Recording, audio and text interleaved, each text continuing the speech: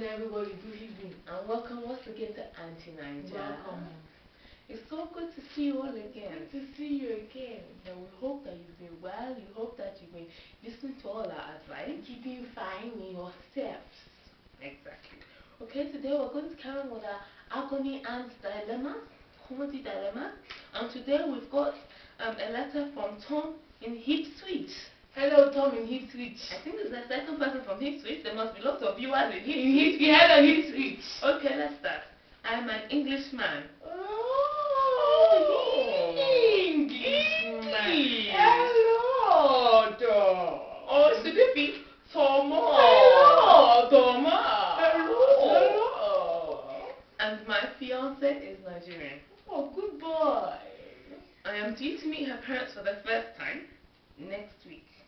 I don't know how to treat them, as I know there are some cultural differences. Can you help me, please? Of course, we can help you, Thomas. There are many things. You're very correct. Good boy. They have many cultural differences. Yes. The first thing Thomas should be aware of is that in this country, in this England, when people meet each other for the first time, they sometimes say, "Hello, mate. Good evening, mate. Hello, mate. What's up, mate?" And even pat the other person on the back and say, "Good evening, mate. Nice to see you, mate." This should not be done to a Nigerian man. This should not be done to a Nigerian man at all.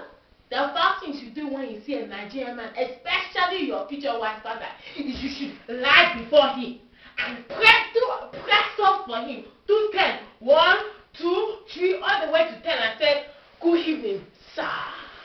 That is what you should do. Show yourself to be a good future Nigerian son-in-law. Exactly. Yes.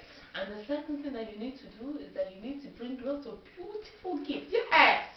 In our culture, giving gifts is very important. Very important. Because it shows how rich you are. Shows you got money. Exactly, and you can provide for the daughter. For their daughter, so she won't starve. Exactly, and also sometimes people will be looking to you as an Englishman. Yes, they'll be thinking that English boy there. Exactly, to give them all money. Yes.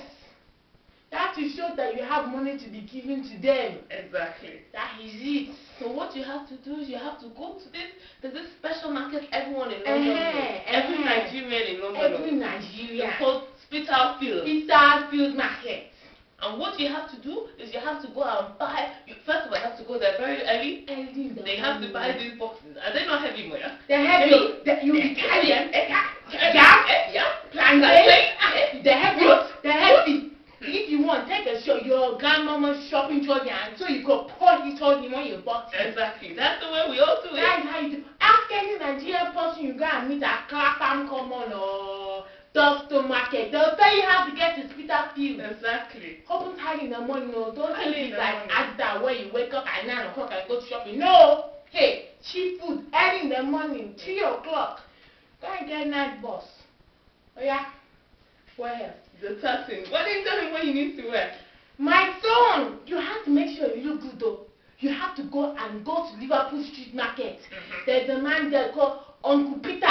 Uncle Peter. Uncle Peter, he's there sometimes he's not there. Sometimes he's not there. You never know. You have to pray to me, but pray before you go, so you pray that you meet him there when you go. Exactly. I ask him to help you sew agbada and dashiki. Agbada o. Agbada, don't I say agbada, so he go and bring something. Agbada and dashiki. And you also want fila hat to put on your head, so you look like a good Nigerian man. Exactly. So when you step through the door, your father-in-law, your potential father-in-law wouldn't even notice that. When you notice that you are even different from him. They'll say, who's this African Who's prince? this African? Who just stepped through the door? Who wants to marry my daughter? Who wants to marry my And daughter? then make sure you're wearing beautiful coral necklaces. Beautiful At necklace. least 10 strands. 10-strand necklace. Each strand is about 10 centimeters big, so it might be a bit heavy. big. It'll weigh you down a Big. bit. And your neck might be bent down because they're also heavy. Big. So you look like a true African. African prince. And everyone will say, hey, what a beautiful husband. Beautiful husband for our princess. Exactly. So So that's what you've got to do. that's what you want to Thomas. Exactly. Thomas. Anyway, we hope this has been of help. Yes, so God bless you all. and all the best. And all the best. Tell us how it goes. Exactly. Goodbye. Goodbye.